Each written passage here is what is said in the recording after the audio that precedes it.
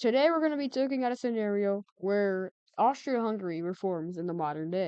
Now, Austria-Hungary was a pretty powerful country when it lasted, spanning from 1867 all the way until its death in 1918 due to World War One, invasion from the south due to the British and French, and also the Italians, but the Italians didn't do too much. But today we're going to look at a scenario where they come back in 2025. Now, they're definitely a major power in Europe, but I don't really know how major they would be. Also, I'm sorry for the borders. I know they look weird. I'm just trying to get these borders done because I've recorded this in the past and I just never uploaded it. And I don't have the file anymore because I like to, free up storage on my computer. So that's why I don't have the file. I don't know what that was. But looking at the targets, I'm not really sure who they would try to target first.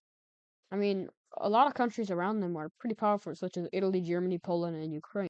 But there is a lot of chance over here in the south, in the Balkans. That's what Austria wanted to do in the first place. So the first target they're going to go after is our good old friends in Montenegro. Now, what did Montenegro do wrong? Austria-Hungary probably doesn't even know. But they're going to get invaded. Now, why? Just want land. The Austro-Hungarians, they don't care, and they easily storm into the country, and they fully annex it, making it a part of their not new empire, well, technically new because it reformed.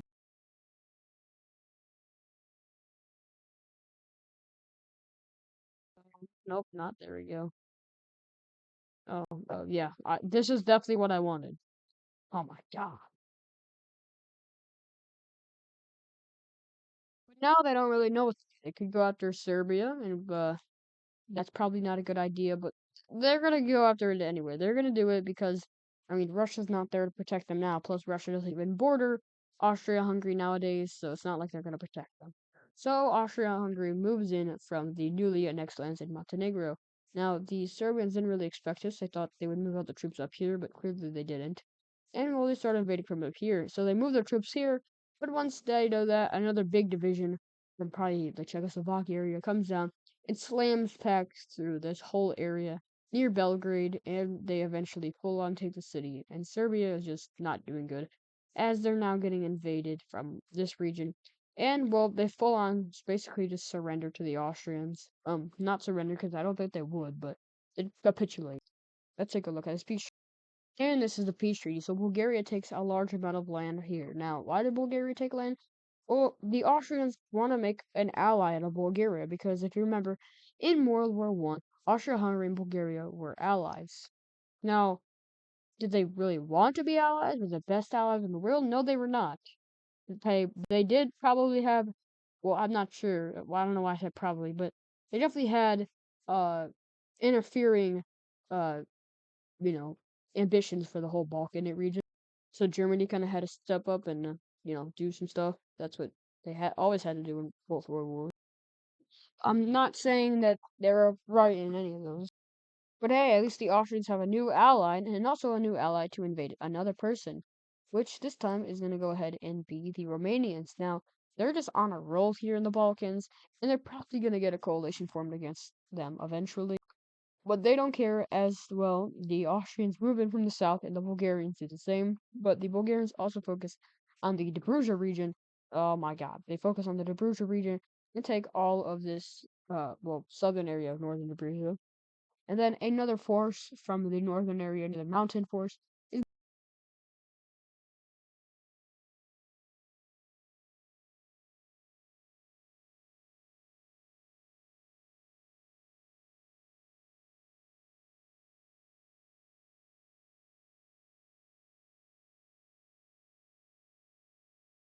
the next country Austria-Hungary will go after is Poland.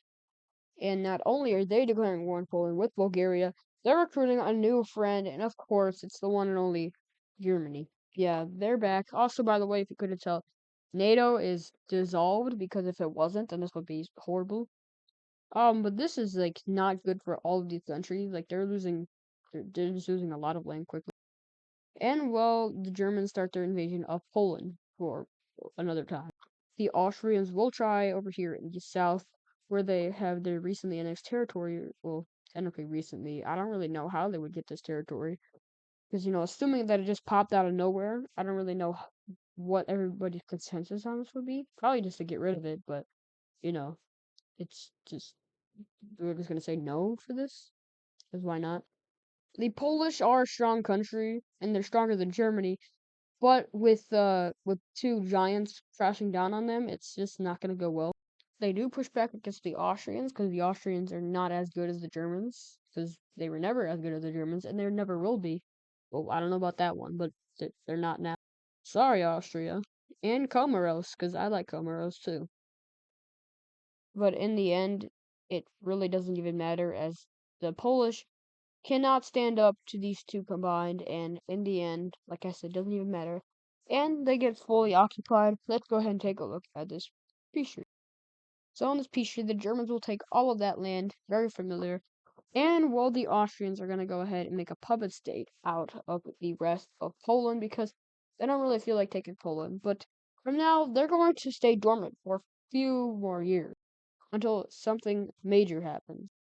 A large coalition of of uh, a lot of countries. By the way,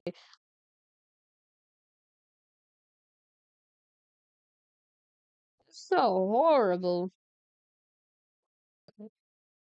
Italy also joins this because they think that France can protect them this time. Maybe they can, maybe they can't. Who knows? But also from the east, Moldova and Ukraine also do join this pact, so that's pretty interesting. And the Greeks also join it.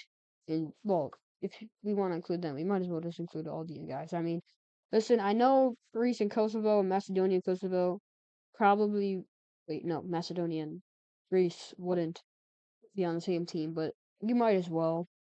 And well, considering that some of these countries don't like each other, apparently the whole Central Powers is back because well, Turkey is now in this alliance. Um, this is very interesting.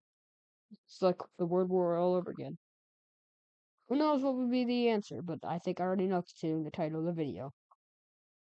Maybe not, maybe we will. So Turkey and Bulgaria are to start their invasion of the Greek Panhandle.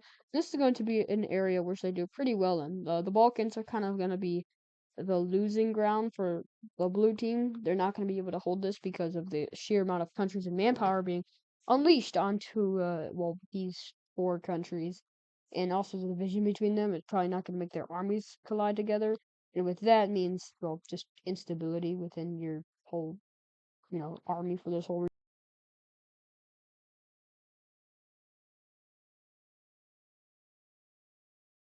So basically, Austria-Hungary is told, do this. Just focus on a stable front line with Italy, so just a stalemate, and focus on the Ukrainians to get them out of the war. Germany, though, they're just going ham. Of course, they're invading the Benelux countries and just taking all of this land. They just take all of the Benelux area and start their movement into France, taking a large amount of land. The Germans were kind of prepared for any invasion of this. Some Bulgarian troops, but mostly Austrian troops are going to focus on the Moldovan regions and take Odessa, the whole Moldovan country, and will just create a huge invasion. But something else for the red team is going to be great. That's going to happen, which of course is Russia going ahead and joining this war, on their own side along with Belarus, because why not? So no, Russians start their invasion of the Odessa Donbass region. And well, the Ukrainians were not expecting this. Let's pretend that the Russian-Ukrainian war never happened in this timeline.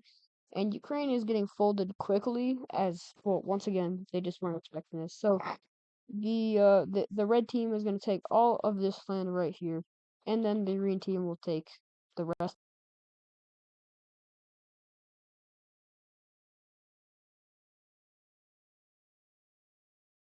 I don't think I said anything else. I meant to say horrible. Don't take that out of context. Sorry. What I'm not sorry about though is that the Balkans are just they get completely destroyed. There's no kind of saving anything here because it's all gone. So why save anything?